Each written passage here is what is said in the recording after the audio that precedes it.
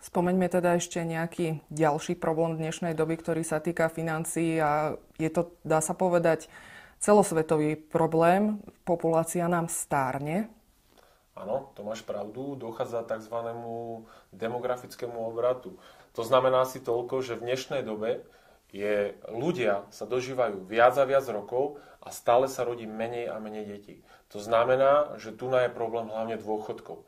Keď si zoberieš, dnešní dôchodcovia, keď idú na dôchodok, tak dostávajú takmer 55% z toho, čo za svoj život zarábali v priemere. To znamená, že pokiaľ človek ide na dôchodok a celý život pracoval, drel, odvádzal štátu, platil dáne a odvádzal odvody, tak on, keď pôjde v dnešnej dobe na dôchodok, tak tým, že on zarábal minimálnu mzdu, dostane dôchodok 269 eur.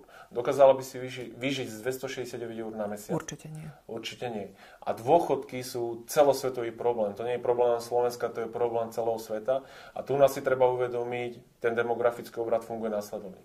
V dnešnej dobe, v roku 2015, 2,3 pracujúceho človeka pracuje na jedného dôchodcu.